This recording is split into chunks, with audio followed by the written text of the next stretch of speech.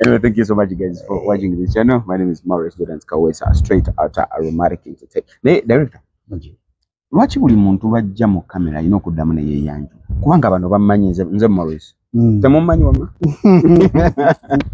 Nenolaba Douglas Lwanga buli bajja akoze ku myaka ku TV emyaka kati nga 2. Ne buli bajja alina okuddamu ne yeeyanju. Yes, tokolanga ensobi. Ekibuzo kirungi nnyo. Naye nga nkusaba tokolanga ensobi. Buli bojja nga wakagulawo program board olina okweyanjula.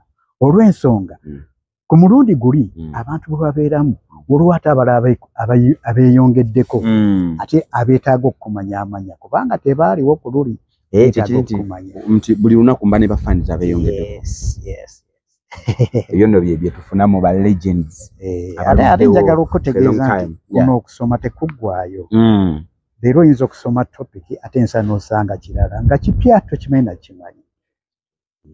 Anyway, Maurice Jordan Kawesa, straight out Aromatic Entertainment. I'm very happy. Abumbeera ne mukama wange ono buli wembeera ne ku interview ka smile mukalaba kabakajja ku face yange. Why first? Ne yani ye. Era mbadde ndowooza nti era ogenda kudda mu nsobi gye wasoma. Mbadde saakola ate ng'ova kunsomesa kati. Naye nga nze neeyanjudde oba emirundi emeka ate era sijja kukowa kweyanjula. Abalabi baffe abatuwuliriza mwenna ndi musanyufu nnyo okubeera ku programu eno. Mwebale gye mukola gyonna, mwebale kubeerawo ku lwaffe naffe bwe ku lwammwe. Amannya Mzee Lubowa Yasin Abdul Malik. Abdul Malik ne Dr. Ahmed Lubowa mpulina naye agamba Lubowa Ahmed Malik. Kati golooza Ahmed Lubowa yani. Ahmed Lubowa era yenzi. That's right. Okitegedde. Okujjako akantu ako kabuzaabuza abantu bangi. Ne bwenzija olwaleero n'enkya ne mbanga waliwo ebibuuzo ebibuuzibwa. Abaleero balina okumbuuza n'ab'enkya balina okumbuuza nti Ahmed Lubowa Yasin Lubowa tubuulire kiki ekiri makkati awo.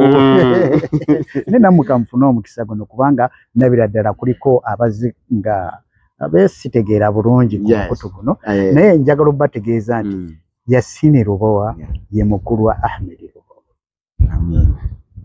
Yes. Abamu bagamba nti mwana we ne basibako ne ssente mwana we yamuzaala nedda emyaka egimuzaala njirina ne sijja balimba muto wange ddala. Bada ekibuuzo ekyo bakindiirako ne ssente. Si gwe wekka nze kennyini ate nga weewunya nze mbeera nammwe naawe nga tomanyi bakindiirako ssente. Naye nga guys, thank you so much okubeera nga muli ku channel eno. Omulundi guli interview zaffe gye twafuna omulundi ogusooka tubeeyanza response yali nnungi era ntwala omukisa guno okwebaza buli eyarespondinga bwe yakomentinga mu bulungi. Thank you so much.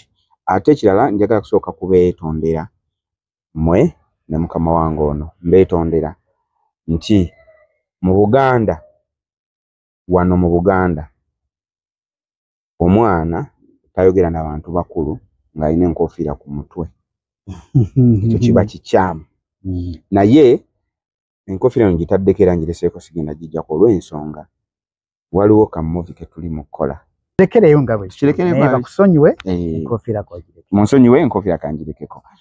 So mundi guli ebibuuzo ebisinga director waffe ono twabimubuuza nabituddamu bulungi naye waliwo nga ye kaataalambulula oba oli awo nammwe mwagala okuddamu okumanya kuba olwo obudde buli twalina butono nga tupapa show yali etuwuuba show yali etuwuuba. Bane thank you so much okubeera nga mwataninga in a big number ku show bane toyanze. Yes era kantwale nga tonnaba kuvaawo kantwale omukisa guno kubanga omanyi kati ffe tukuze nyinza okutuuka mu maaso ate ne neerabira okweyanza mikwano gyange abalabi bange aho bonna abambeererawo ku show eyatumibwa Golden Journey oba ya Mzee Lubowa Yasin bannange nasiimira ddala mwanda gw'omukwano ogw'enjawulo nali simanyi nti bannaye nyinza okutuuka awo mwakikuba saaswalamu naako naakamu ate nammwe saabaswaza kuba mwebale nnyo okumbeererawo era nkimanyi bulungi nnyo nina abantu bange eyo omulanga bajjukira naye nga nange mwapola ebbanja ddene nnyo bannange nange amatuga kati neetegese oyo yenna aneetaaga munaye nkwetaaga ku nsonga eno bwenti okuggyako nga waliwo ensonga ennene nsobola okuŋŋaana ne ndi mwetegevu okujja okubeererawo mwebale nnyo mwebale ddala mu kubeerawo kwammwe n'ebyo byonna bye mwatoola ono ye ekibuzo kyetugenda otandikirako film industry ya Uganda ekuze fenna tukikkiriza ekyo tennakula naye ekula eri mu kula eri mu process ekula nti ssaawa ezaleero video eri gye twakola interview yasooka mu comment section omwo nalabamu olinga agamba ono omusajja akyali mulamu nze nali mmanyi yafa nze nalaba yafa mu nsobeddwa nalaba yafa ne bamuzi kibirige mulamu bambi yesa bannayuganda we tutuuse ensonga lwaki okonye kagambo kali nti movie industry ekuze weewaawo tennaba kukula mpaka egitwagala wabula etandise okubanga kati ekula okubanga omuntu oyinza okumulaga ekintu n'alowooza ddala nga kyaddala embeera nga yaddala n'ozanya olugero nga lwa ddala ne kiba nga omuntu atuuka okugamba nti ono yafa ate kaakati olwaleero omulaba nange nakirowoozaako bwentyo so back in the days tekyali nga kyangu kuzanya nga Cinewest olw'ensonga nti nno baalabanga abali mu katemba ebiryawe by'okwesaagisa abo bannakatemba nibo kiba bayitanga bannakatemba bannaye ebintu bikyuka kubanga kati naddala omwami ono kyagambye nti embeera kati etandise okulongoka etandise okulongoka kubanga ekigambo ekyo abantu bali tebagaana kiwuliza nti ono mugoma ono mudongo ono munnakatemba nga weewaawo byali bikolebwa naye nga baali batwalibwa abantu abatalina mugaso n'akamu naye kyewunyisa okutuuka ku mulundi ogwakaakati nga tosobola kwepankira ku mudongo tosobola kwepankira ku munnakatemba wali oyingiddeko mu comedy shows ezibeerayo n'osanyuka n'osiŋŋaana abantu abaliyo ab'omuwendo wali ozanyeeko firimu oba omuntu nakugamba nti goli mu byakatemba ekyo kyalinga kivumo omugoma nga tukitwala nga kivumo omudongo nga tutwala nga kivumo naye kakati abantu batandise okweyiwa eno gye bali gye tuli kubanga nabo beetaaga okubeera bannakatemba oba bazanyi ba firimu olw'okubanga ensi ebeetaaga ate tusomesa tuyigiriza byonna tubeera nabyo bakyala baagala ki bakyogerako ku mulundi oguwedde nalabye comment section ng'oli agamba nti naye abakyala naffe ffennyini tetumanyi kye twagala director ono yazannya firimu bakyala baagala ki naye paka kati naye olwaleero tamanyi bakyala ki kye baagala namubuuza ku mulundi guli ne mubuuza mwasinziira ku ki okuwandiika firimu eyo oba okukola olugero olwo abakyala baagala ki ne tukikoonako katono ne tutakirambulula olwakadde mbadde nsaba olunaku olwaleero nziremu nkimubuuze director abakyala bano olowooza baagala ki neeyazizza nnyo ekibuuzo ekyo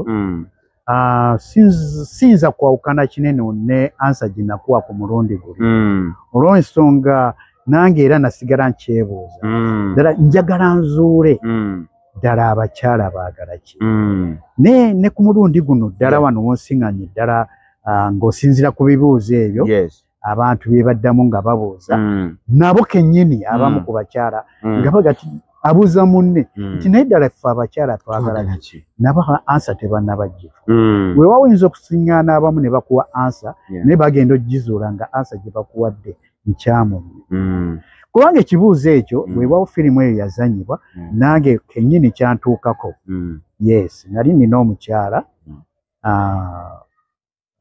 mu biseera ebyo ebbanga lye sikyajjukira namwagala naye nanjagala era nemuwa buli kimu kyonna namugamba nga nti saagala kujua njagala gwe buli kiwulyango oyagala mu mutima nkikuwa nze omukwano obwo gwetaaga naye nga gwetaaga ng'ogumpa mu bujjuvu buli omu n'alaamira munne nti nze tewali kira kyenjagala kyonna kenkufunye byonna bye neetaaga obimpa buli kimu kyonna nkifuna kufa kuli twawukanya era buli omu yayawukana ne munne ng'agamba nti okufa kujja okutwawukana naye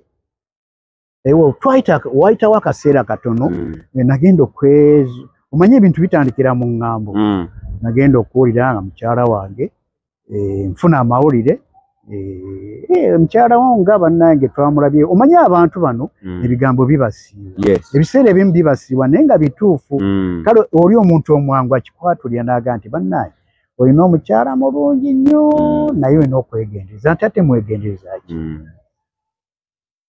kyolina okukola mwegendereze ntya kubanga wange wo naye mwegendereze ntya alina omwami gw'ayagala nti tekisoboka n'akamu tekisoboka kiki kyagenda okumuwa nze kisimuwa buli kimu kyayagala nkimuwa kakati oyinza otya okugamba nti alina omusajja omulala gw'ayagala nti ekyo kikafuuba ne bwe yagenda nensooka ndowoozaamu kinene nnyo natandika okwegendereza n'okulondoola entambula za mukyala wange oyo ddala mu butuufu ddala nagenda okulaba nga zitandise okubeeramu embaliga bwe bakugamba wano nti mukyala wo mwegendereze gwe tewayogerako naye n'omugamba bangambye nkwegendereza olabika oli weti samugamba omanyiza ebintu byange buli omu alina engeri gyakwatamu ebintu ensonga ezange enganze nzikwata mpola siringa mulala bwawuli ekigambo ng'ekyo atuukirawo ku nsonga naye nze nsooka kuzekkaanya nenziwuliriza ninga kakati kantandika okugoberera era bwe natambula empola empola nga mugoberera nga ntandika okuba nga ntandika okumwekenneenya okumwekengera kati kanoonye ekinyusi namufuna ddala ekinyusi nakifuna nga ddala omukyalo oyo yaliko omusajja gwe yali ayagala era ensonga eyo yankuba wala nnyo era ekibuuzo ne kinzija mu mutima nenga nti naye ddala abakazi bano oba abakyala bano kiki kye baagala nefiiriza buli kamu konna nkakuwadde nenva mu tawuni mu kibuga n'akaveera na buli kimu kyodda nsanyuse mukyala wange bwe tutuuka eyo ekyetaagisa mu kisaawe ky'omupiira n'enkimuwa kyonna ne tukikola naye kati ddala lwaki atuukako kino kakati neebuuza nti oba waliwo kye nalekayo ekirala kye neebuuza kiki kye yali ayagala era nakimubuuzangaawo ng'embeera etabuse ddala njagala ombuulire kiki oyagala nkikuwe ansa saagifuna yabula ensonga awo yampitirirako nnyo era nagenda nange nkyebuuza ddala abakyala bano baagala ki saakoma ku ye mukyala wange nalina mikwano gyange oba mikwano nimbabuuza nti mukyala wange nsobodde okumuwa buli kimu nakyayagala naye lwaki ate agenda bw'ati n'atandika okukola ki okunyendako abasajja abalala kiki kyayagala era nembuuza oyo mu kubaamu ku mikwano gye naye abakyala kiki kye mwagala lwaki kimubuulya babba bamwe ne bakibabwa ne buba nga towankawanka kutuuka ku ekyo yambuza wabula naffe tetukimanyi naye abakyala abo mikwano gyabwe omanyi waliwo mukwano gwe nga tayinza mukweka kintu nga buli kimu akimubuulira gwe kale gwe mukyala wange oyina mukwano gwo mukyala wange akubuulidde kikyayagala gwe kiŋŋamba ebeera open gyendi abakyala bano nti ate tebakimanyi nti abasajja abeefiiriza bingi nnyo nze nina gayi wange nakati kyali wange naye kyali wange oyo lumu yatwala girlfriend yamugamba njagala kulya ku kyennyanja naye si kino ekyawaka kiri ekyeggabo ekyoku beach nga talinaamu ssente Morris siinamu ssente naye omukazi aŋŋamba yagala kulya kyennyanja kya ssente mmeka waliyo ka beach eyo mulungo ka white sand kalinga onatera otuuka ku airport ekyennyanja bakitunda emitwalo 4 amugamba nange siri bulungi naye kankuwa 6 guno kankuwola 6 ku mutwale mukaga gonna bawola ngebiri transport abatwala na kubotwala na kubazza. Yes. Gai kye yakola yalina mu 15,000. Ye nasooka n'ali ekikomando. Ne yezibikira. Ye nakuta. That's right. Nanywa n'amazzi. Nakuta. Nangamba kati. Ndengo lyo mchalo ne. Era ne bagenda ne batula mu taxi ne bagenda. Era baavayo omukyala nga musanyufu. Naye nga wano mukuli omwami yali abadde yebuzabuza nze ndi okay. Nze ndi mukufa. Yerekereza. Ne sente yewoze neewole. Alabinga asanyusa munne. Naye after like 1 month, just 1 month. Guy yakwata dem namukwata nga alina omuvubuka omulala. Omanyi kitegeeza nga ne sente ze yamuwadde ze baaliddemu ekyennyanja yazeewoze kunze nga tannansasula na kunnansasula sente zange. Naye yeewoza amusanyuse. Labawo obulumi obuli awo. Niyo manchi kitegeeza abakyala mmwe. Abakyala bannaye temutukweka. Fe bannammwe. Mutubuulire ansi eyo mugiddamu mutya. Njagala mbuuze gwe atunuulira. Gwa mpuliriza. Mbuulya kiki kye mwagala eri babbaaba mmwe. Ate bw'obanga omaze okubifuna by'oyagala, ate kiki ekikuwankisa ogenda ate omusajja omulala. Mutuddemu tutegeere. Ansi eyo twaginyoonya kuva dda n'empaka olwaleero. Nendooza ku lwaleero tuyinza okufuna atuddamu obulungi n'atuweera ddala ansa. Tujja kufuna ansa mu comment section. Mwagala. Mutuwe answer mu comment section. Mwagala ki. Anyway, Morris Jordan kawetsa straight out our market entertainment show in Wagudda bannaffe aba Morris Fashions. Morris Fashions bagamba bayina engatto okuva ku ngatto y'omwana omuto paka ku ngatto y'omuntu omukulu ddala. Engatto zonna za ssomero za kugenda ku beach za Mbaga, Bukondo, byonna babirina. Morris Fashions bali ku 0763 855 400. Togeda bannaffe abamama interior bafuga bayina bed covers ennungi. Bayina obutimba bw'ensiri. Batandise n'okuleeta ebitanda kati. Just ozimba nnyumba yo mama n'omugamba nti you know what? Soko olindeko. Yes. Mbadde nsaba. Muleme kubeera na butimba bwa nsiri zokka. Yes. Mubeere n'obutimba bw'ebiyenje. Ebiyenje bitutabwanya nnyo. Mama interior papa lubo mama ndozo omulanga gwange oguleza mama interior omumanyi ye Nakawoya Agnes ankwagala nnyo era weebale kubeera muweereza omulungi otegeera omulimu gwo. Yes. Ne tufunira nnyo nkusaba eggwanga lino liyimiriddewo ku bintu byonna by'okola. Bedi cover gye wampa. Bannange. Eri embugumya enempewo enkuba etonnya ennaku zino. Kasitangira bwenti. Tumumpoleza. Sinabugumye dda. Webale nnyo tuwagira. Era naffe tukuwagira. Kati tufunireyo nene ku butimba bw'ebiyenje. Obutimba bw'ebiyenje. Kuba nabyo bisuso. Ate nga tuwagiddwa bannaffe Bagola Beauty Empire nga bakugamba bo ku nsusu balimo. Ensusu wakozesa ku ebizigo ne bikukola bubi olususu bajja kuwaka balancing olususu ebyo n'ebizigire ebirimu biveemu osiga olususu lubeere nga lulikiriya. Ne bwoba oli muddugavu nga kala y'obuddugavu ogikooye eyagala kweyerusaamuko era Bagola Beauty Empire akikola. Then ne bwoba nga weeyerusa n'osigaza buno bunnakoozi buno bunnako bwa black Bagola Beauty Empire agenda kukuggyako obunnako obwo bonna abukuggyeko oveeko. Ate bwe oyina bbaawo nga munenemu ku ka size nga tokaagala oba mukyalawo nga yazaala n'asigaza olubuto luno nga lunene tolwagala, Bagola ayina ka weight loss. Nolwekyo genda akweka Bagola weight loss obeere nga okoggamu. Bagola mwebale okubeera okulaba. Nendooza nange mundaba badde neetaaga ate olususu luno ndulunyi oluzigulemu okusingako wano we luli. Okigokiraba oti zigulamuko enkulaba nkitegeera nga bw'okalabye ndoza ngenda kufuna ka appointment nzije nkulabemuko neetegese. Wow, papa tusuubiza ku Bagola Beauty Empire agenda kujja abeere nga akulabamuko ka appointment. Bagola asangibwa Mengo wali okumpi n'akatale k'Emmengo awo. Bali ku 0788 01 20 33. Bebo sponsors baffe, thank you so much. Mukulu papa. Yes sir. wazanya nsobeddwa firimu nyingi zozanya nyingi nnyo naye firimu ya Kibirige wazanyanga Kibirige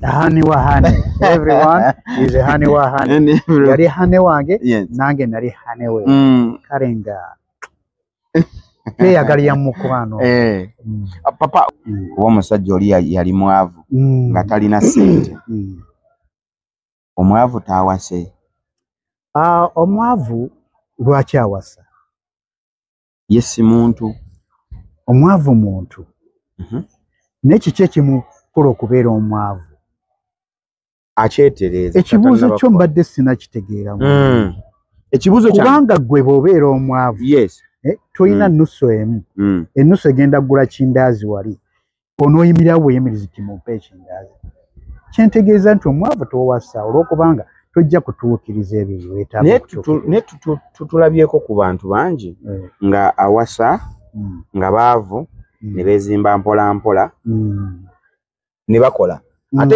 ekyokubiri gwe wali mugagga Kibirige yali musajja mugagga ng'asobola okukwata ssente n'aziwa muwala we n'amugamba zino miliyoni 10 genda otandike n'omwami we ensonga eyo saagala otunuulire bugagga saagala oyogere nti Kibirige yali mugagga notomanya wa gye nava okubeera bwe ntyo n'obugagga obwo singa mba nkunyumiza gye nava nali seegomba kubeera mwavu nali seegombera ddala kubeera nali neegomba okubeera omuntu alina ssente oba okubeera omugagga nsobole okutuukiriza ebyo bye nneetaaga naye kati gwe oŋŋamba nti ekiseera wentuuse omwana wange abaana bange mbasomesezza bataddemu buli kye mbataddemu kyonna gwe ate toyina ssente ate mutandikire eyo razalani wandibadde ojja n'empisa n'oŋŋamba nti munnange omuntu omwagala bwetu ne bwe nti ne mbagulyawo bizinesi naye engeri omwami oyo gye yajjamu teyansikirizaamu n'akamu kubanga yalaga obuyaaye bwe ng'ate ebigambo byakozesa nga ye yeefuula ali waggulu nnyo yeefuula okuba omugagga ate nga tayinaawe naye tolaba nga Daisy muwala we ate wamukola bubi nti yatuuka n'okuzaala omwana nga kitaawe tali ku lusegererwe nga kitaawe w'omwana tali ku lusegererwe omwana omuwala Daisy n'atuuka n'okukyankalana ne famire yammwe baluwi bonna ne beekyanga ekikyankalanya abaana abo naddala abawala nga batandise okugenda okugwa mu mukwano n'abasajja ate ne baagala okwebuuza eri abantu abakulu ne babawa amagezi ate ne batagatwala batera nnyo okugwa mu nsobi kyekyabonyaabonya muwala wange Daisy yagaana okumpuliriza ye n'akola bye yali ayagala at the end n'atuuka mu kubonaabona ng'ate mwana wa mugagga ne lwaki abonaabona olw'okubanga teyatwala magezi ge namugamba lwaki abonaabona olw'okubanga yagenda n'omuntu gw'ayagala ku mutima yes teyamanya kubanga ffe abantu abakulu tulaba wala nnyo oba tulowooleza wala nnyo era tumanya kiki ekijja okuvaamu osanga waliwo ekintu kye nawulira muli nga ddala omuntu ono tajja kutuusa muwala wange gy'ayagala engeri nze gye mulabyemu owulidde nga mmanya nti ajja mumutwala amwonoona future omuwala wange musomeseza buli kimu kyonna naye amukomyawo kubanga bulijjo naddala abakadde baffe abedda mu myaka giri egyaffe egyedda baatunuuliranga maka bwe n'oba ojja nga tolina ssente naye amanya nti ava ludda wa maka ga gundi ga mpisa era kiri kyoyogedde bajja kukola bafune ssente naye gwe sikutegeera wajja ova ozze oyagala muwala wange nkubuuza ovaawa tontegeeza tebikwatagana kale mba nange nina okubanga n'obwegendeeza okubanga muwala wange simala gamuta nsigala okunenyezebwa n'abantu bano omuntu wamutegeera lwaki wamuwaayo nga tomanyi wajja kati bano abaana abeesanga e Kampala bakyaliko nti amaka kati tombolya kati situation eno gye tuliko ensi yayonooneka kakitwale nti yayonooneka mu bintu birala byonna ne mu sekita eyo ey'abakyala n'abaami abawala n'abalenzi ensi yayonooneka n'olw'ensonga mulina okubeera ebeegendeeza ennyo teweeyanjulira munno nti 10 ku 10 mubireko 5 45 werekereza 4 oba 6 abantu bazibu nnyo abantu balimba abantu sibeesigwa abantu bayayi tebamanyi mukwano oyo ye papa ensenene gye tulimu kati olwaleero temanyi mukwano gwadde n'akamu era nga kati nga gwe tosobola kunnyumiza nti nze nfunye omukwano oba mpulira omukwano bwe mbeera ne mukyala wange oba n'omuwola gwe njagala nedda tewaliwo emikwana n'okufiringa omukwano ogw'ekimmemmete byaggwawo kati byamajja ate ekyewuunyisa wano omuntu kana akasimu k'okwata bw'oti n'omulengera mu picture wano n'omukubira essimu neetaaga okulaba lunaku gundi kifo gundi olutuuka n'omwaniriza n'omuwaka soda bia chicken ifimanye fish n'omugamba nti kakati kiki twingire ekisenge nomba mu namba 25 ngajja just is a come kolo lwennyini awo wennyini lw'omwogedde naye lw'omufunye lw'okoze eki lwebigwa naye omanye ekintu kye bayita kokonyo kokonyo kimanyi nebyo byali bya papa bwe nkugamba kokonyo omuntu n'akukokonya nga bw'oyinza okuteeka ekifi ky'enkoko okyagala olinga kikukokonya bw'oti nga bw'olina okirumba bw'oti wamalanga n'omwagalwa waawo gwe wali oyagala kumpi n'emyezi 6 oba omwaka omulamba oli ku kokonyo saaga kumbuuza bibuuzo bingi abali okokonyo mukimanyi kokonyo bakimanyi naye kati wakyaliwo bana bayinza okukozesa kokonyo abaaluno mukwano gwange yayimba Geoffrey Rutaya nti izeko muli kyakutegeera eyafumbe wange ku Sande olwokuna yali mu kasempeebwa mukwano gwange gwayinza okunyumira omukwano onyumira gwani gwa sempeebwa gwa Kajiri tosobola kunyumira omukwano kulwokuna oli wa Kajiri ku Sande oli wa sempeebwa Lwokotano oli wa Geoffrey kati oba mbasaasidde tugezaako nnyo okubaddayo ku mpise mukyakaloba nnyo guno omulembe mukyufu tuguyite nti guno mukyufu Maurice Jordan Kaweza Sweet Art Aromatic Entertainment chali ne Papa Lugowa Yasin papa ozanye filimu nyingi no ozibaddeko mu Bulango Bulango nabwo obukoze bungi obaddeko mu vidiyo z'ennyimba bakimanyi nazo zibaddemu yes ebintu ebisinga mu entertainment industry obikoze byonna ne kati papa nti singa saawa eno nti okaddiye era kati nkaddiye oli waka ayi kati nadde okaddiye tetuganye niyo kyalina amaanyi agatambula kyalina n'amaanyi gasobola okuba ogiraba jabu ogiraba luli watugamba bakuba oluba nali boxer tonzikuza musajja oyo yankuba oluba mwana saagala kukijjukira ekyo ejjozi nga mwali mukola aspiring shadow boxing chuk nakusuna yankangamu bwati nekanga ne muwoluba nalukima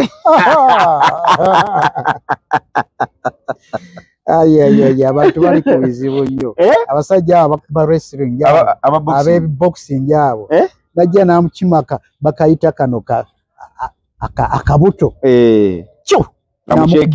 namuchekinga mwawo swing right jab gwe bintu binyuma naye ng'ate bika biruma papa yangamba yali boxer era gwe muzanyo anyway singa papa tewali muzanyo wa filimu nti kati filimu gwe muzanyo nga sinadda ku kibuuzo kiri ekya legacy kansoke ne kino singa tegwali kuzanya filimu kati professional job yo gyokola gwali badde mulimo ki era guno omulimu gw'okuzanya filimu gwansanga nina emirimu gyange gyenkola era nsuubira nti singa tikyeyali firimu nandibadde nga emirimu egyo nkyagikola era ebiseera ebimu nkyagikola olw'ensonga kino nkitwala nga part time kinsanyusa kimpa emikwano ate nange nkyagala mu passion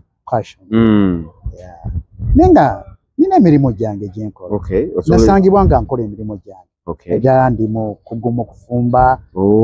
Ekyokulya kyonna catering. Oh wow. Wow.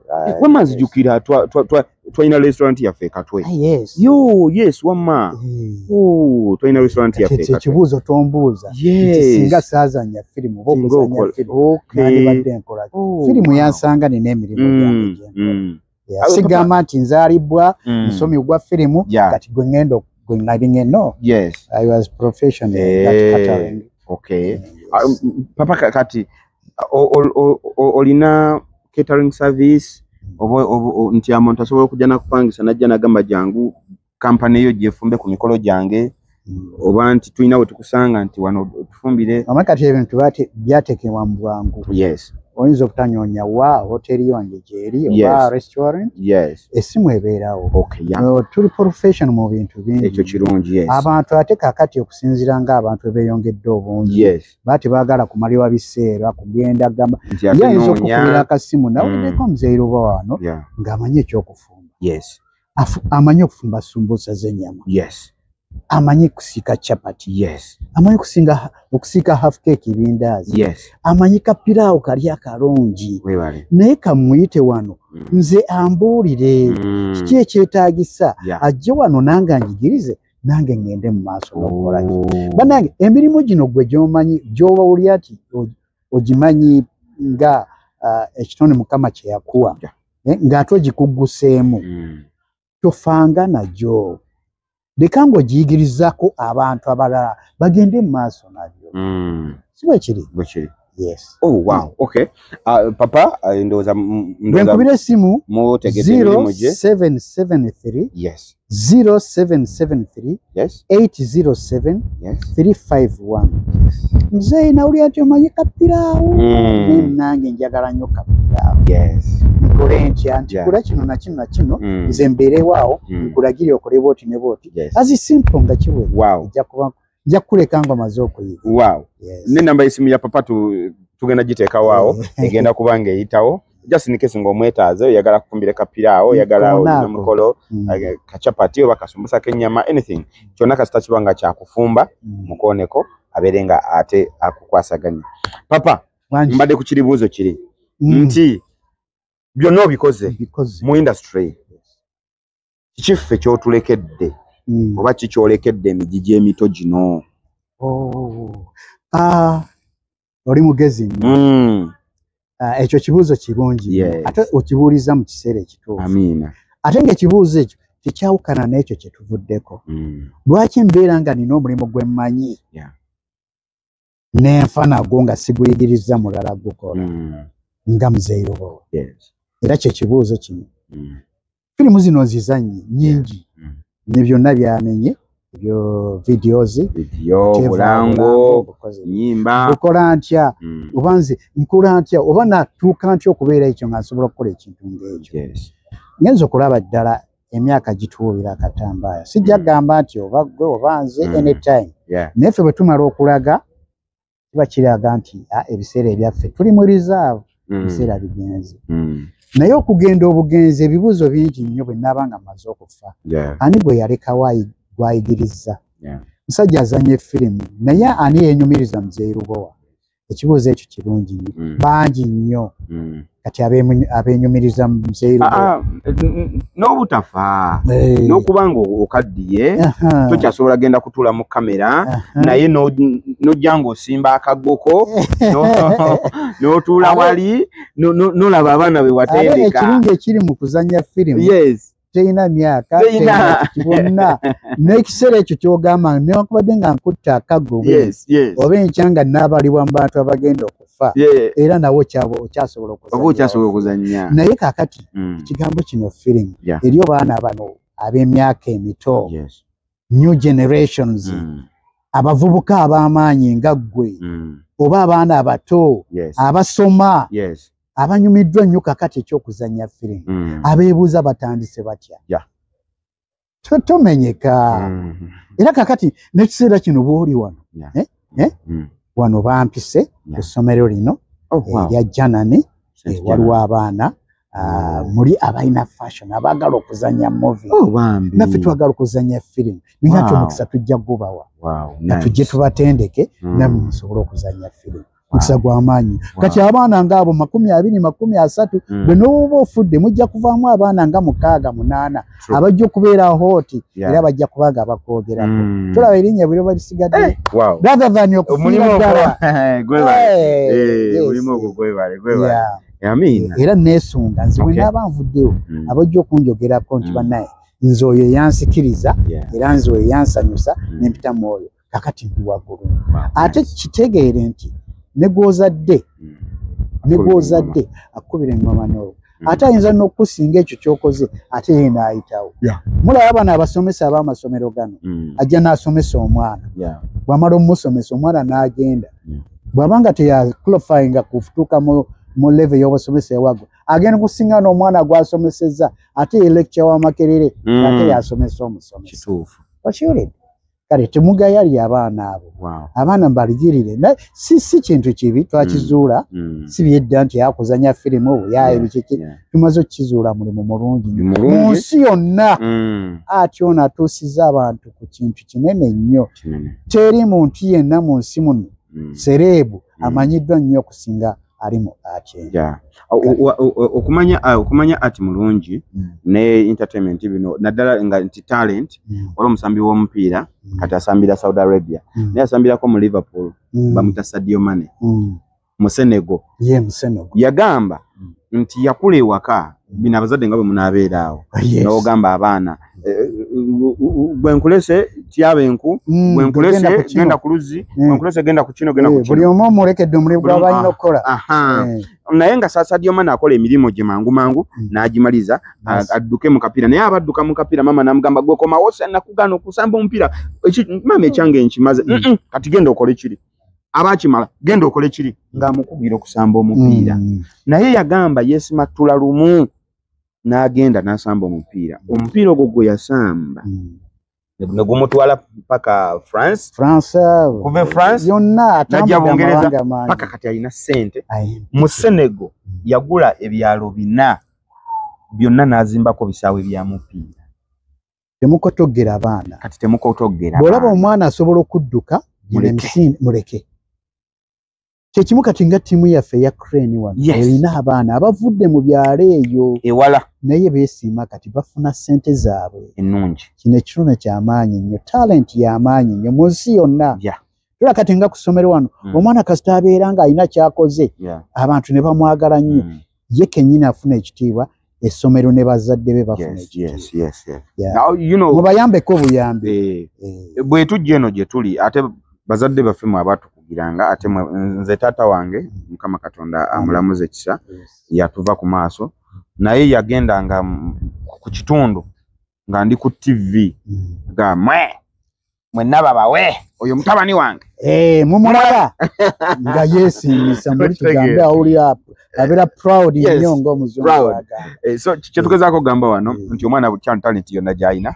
muleke tutomanya kuba okusoma kuyinza okuganda you never know ekitone ate kyo nekimulikimise bangi nnyo abayitidde mu bitone byabwe okay so papa atugambye nti esawa zino tuli ku St Janan Lumu wano ekabalagala wali ali mu kutendeka abaana ab'enjawulo okuzannya movies so nti bafunamu ka section yako n'abanga abatendeka okuzannya so mwabo mwe mujja okuva ate abasitula era nabo bannaabwe basitula ne bannaabwe era ng'onaye atula nagamba nze nava mu generation ya director Yasin Bowa. Wow, what a statement.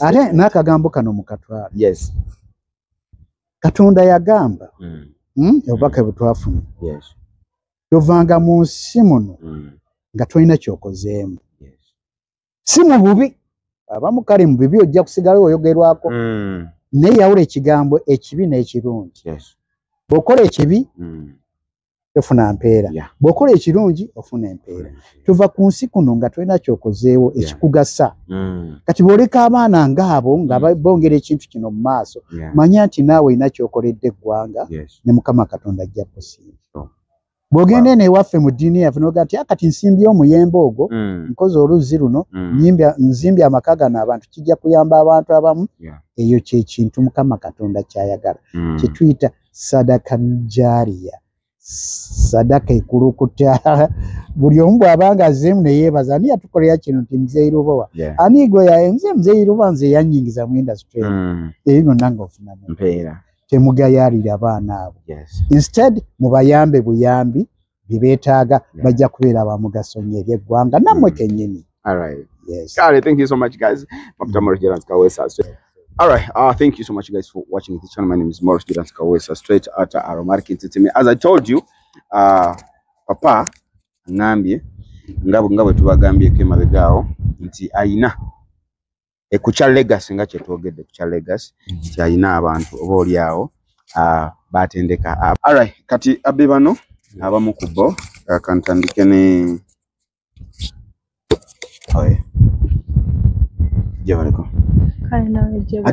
just be audible. You know, acting is all about being audible. So about being audible. Speak up, eh? How are you? Speak up. I'm fine. How are you? I'm good. Okay, time. Chomhanj Vanessa. Yes. Watch acting. Ngojeke bitone never dancing. Never kulaba. Papa, katibe tukajjo. Come right here. Watch acting. Acting is my passion. It's a passion. And I'm kind of talented in acting, and I was inspired by Papa, our Papa. And when I got a chance of like training with him, I was like, I'm not going to lose this chance. So, like, have you ever acted in any series or any drama at school or something like that? Yeah, at school, MDD. Drama, yes. You do? Yeah. Was on your party? I was like this Slayer in school, Slayer, eh? Indeed, you're Slayer, eh? Okay, you're Vanessa, right? Yeah. Okay, you're Vanessa. Bro, how are you? Fine. Are you launch? Yeah. Back with time. Marcelino Jolton. Marcelino Jolton. Yeah. Marcelino Jolton. What did I? Jodra. Yeah. Jodra. What did I? City Muganda. Oh, Toli Muganda. Okay. So, like, why acting? Do you speak some Luganda or just English? Yeah, I do. You do speak Luganda? Kati tukube Chiganda, yenze Kawesa. Anti kati obuzibu, sa kugera nyo Luganda ne. Oh, fluently. Perfect. No, it's okay. Why acting? Why not dancing? Why not football? Why not netballing? Why acting? It's not that I would lie to you. I also sing. Okay. Yeah. Oh. But during my only free times, like when I'm alone, like I sing. Okay. But acting, I was inspired by Emmanuel Nze. He's a Nigerian actor. Emmanuel Nze. Okay. So he's a Nigerian actor. So when I got this chance of acting with Mr. Luwa, I felt so amazed. Wow, nice. All right. So look, so how far? Like, what are your targets? Just in case you've got that chance of acting on international level. Like, what are your targets in acting? My targets are very many. Actually, I won't say that they are my targets, but they are my can I say like my dreams? All right. Yeah, like I really want to be one of the best male actors in Africa. Nice. Yeah, nice. And all over the universe. Wow. I also want to be like Sam Smith. Okay. Wow, nice. These guys are having big dreams, eh? And I pray they come true. Yes, how are you? I'm fine, how are you? I'm good. What's your name? I'm Ambichili Precious. Me? Ambichili Precious. Ambichili. She's Ambichili. Clan? Mugahe. Mugahe. Yeah. From Rwanda. Yeah. You know. That's both of them. Yeah. Hey. How do they greet in Rwanda? It's village. Let's go. I'm a horror. Hey, yes, I know. Okay, so now, okay, what do you speak Luganda? Yeah, I speak. Tukube Chiganda. Like bigende lwabyo chi acting omanyi kakati mu Aromatic Entertainment. Wali no have the mic, yes. Waliwo abajja ngagamba nze kigenderwa kyange kyakuzannya nzannyeko mbeereko ku TV just like that meaning bwana azannya n'abeerako ku TV for one time abeeka maama n'amukubira n'amugamba nkulabyeko ku TV meaning ekyo kyekiroto kye yekiwedde so kati ate gwe kigenderwa kyo kimu nze byange bingi microphone ebyange bigenderwa bingi I think I have a lot of dreams oba goals kyonna kyewandikiyita kati nga nze nali ndaba muzeeru wasin ku TV nga mwegomba ngamba kale singa oba nzannyako nayo basinga mulabako bulabi kubanga twali ku MDD acting play ne batulaba ndowooza we bajjayo idea nali nono mu class ne tumulaba nga bazeewayo nga yamukogene hit kyaffe na twali excited nga tetuteredde nga tetulinaga break etuka tweyiseyiseewo ngagala nagendayo mweyiseiseewo batulabe temanya bandikugambako onere agamba oba nakufula bwe bagenda mbuuze kwe ne ngamba naye leka tutuule oba bali mukwogera tikyanga tulya nga tugamba kati baki baagala nga ffenna tetumanyi then it was a Saturday ne batugamba their auditions manya baagala ba actors ne bagendayo but me I was not around that day so I was like chansala nnyo I was so hurt ye n'agendayo era n'ayitamu kati nze I was on the other day it was a Friday twatukola end of term exams kubanga kati tuli mu holidays ne batuyita kale nengenda nga ngenda kuyambako mukwano gwange kubanga nali manyi sayita mu auditions era nga sinayo hope season ez'okubeeramu kati bwe nayingira nga nnoonya ono nali sibalabye ne banoonya Vanessa nga noonya Vanessa yayiseemu dda agezeyo omulundi ogwokubiri kati ne bandaba ne bampita ne bambuuza ne mbaddamu bulungi ne baŋŋamba kiki ne mbagamba mbadde nnoonya mukwano gwange ne baŋŋamba oli omu ku ffe ne mbagamba nedda just nze mbadde ndi mu kunoonya mukwano ne bagamba naye woba owulira ng'oyagala osobola okujja n'otwegattako kati nange kwe kujja ne nnoonya ono nga nze ndi musanyufu ne mugamba Vanessa nange bampise era ngenda gendayo ne tugendayo za auditions era ne mpitamu ogwo gwali omulundi ogwokubiri wazannya ki baako auditioninga ku ki batuwa gundi like tebatuwa script bayogera ne bagambye ebigambo tubikwate then batugamba tu acting it was something like there was a boy and a girl nga omuwala ali mu office then najja nabako byamubuuza who was the guy in the office they didn't give us a name but what I know she was like they were co-workers but they were not agreeing on something era nga bali mu kuyomba it was something like showing attitude bichi okay just you as an individual what was your role in that script? It was the same. We were working in a company that deals with models. Okay. They just wanted to see. All right, give the microphone to him. Hey, bro. Hi. How are you? I'm fine. How are you? Good. Yes. What's your name? My name is Mwanje Kraish. Mwanje. Yeah. Kraish. Yes. You know your clan? Yes. Ngo clan. Ngo clan. Yes. Akabiro. Simba. Omubala. Simba. Okay, Mwanje. Yes. Oyugambota. Bulambuli today. Yeah. Okay. Mwanje, how do you feel to be with Ngogoa? Yeah.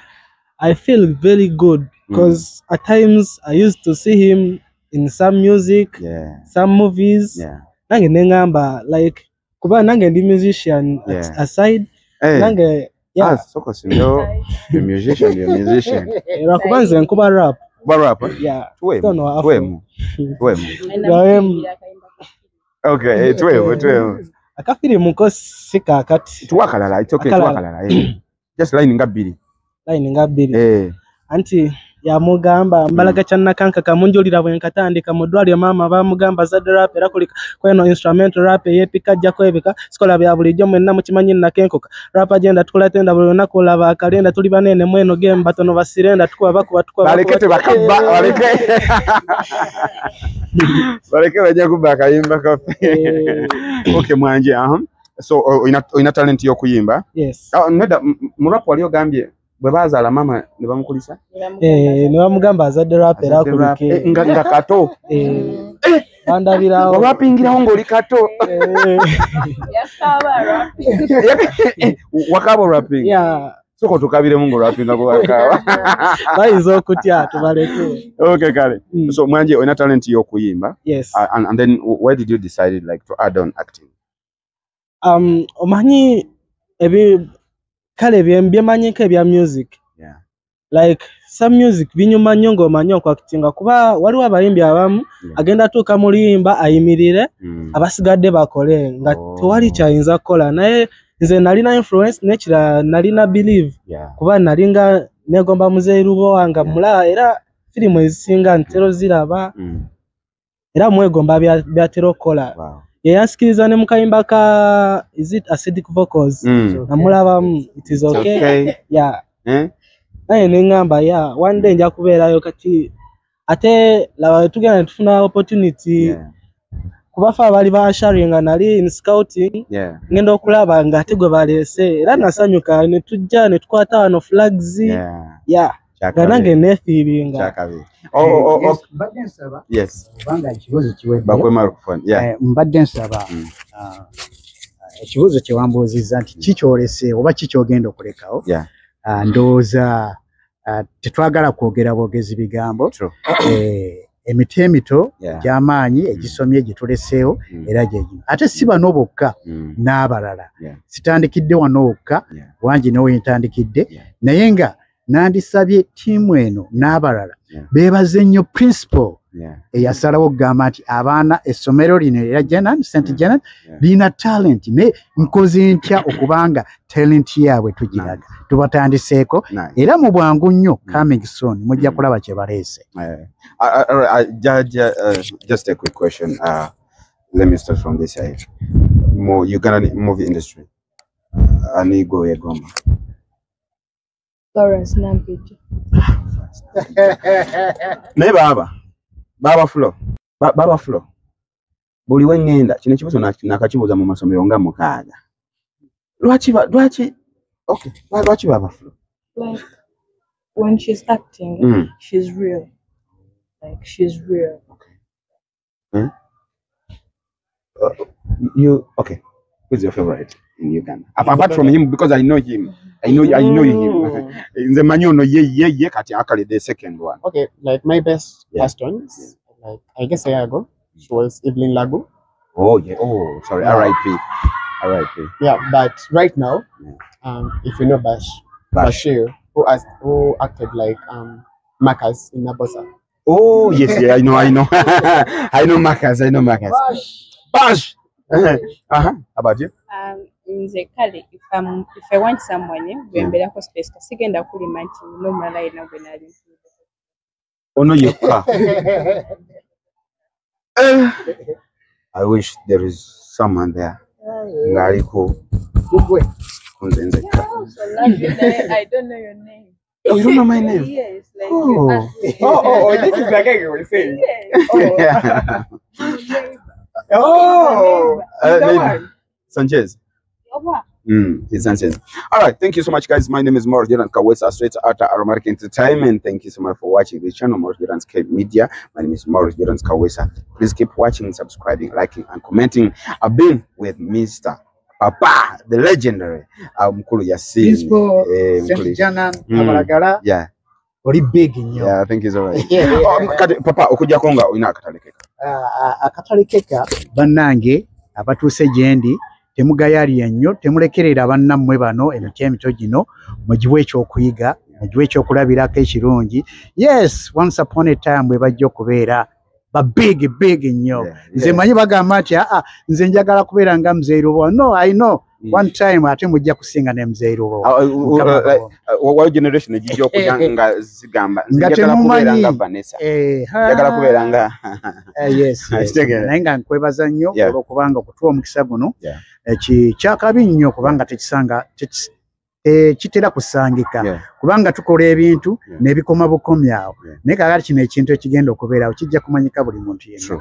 Tubeebaziza nnyo okutusaako amaaso n'okutuwagira naffe tukyayiya tubawagira ebirungi ebisinga ne ku ebyo bye mulabye. Mwebale nnyo mwebalire. All right, thank you so much. That has been our Papa and Mr.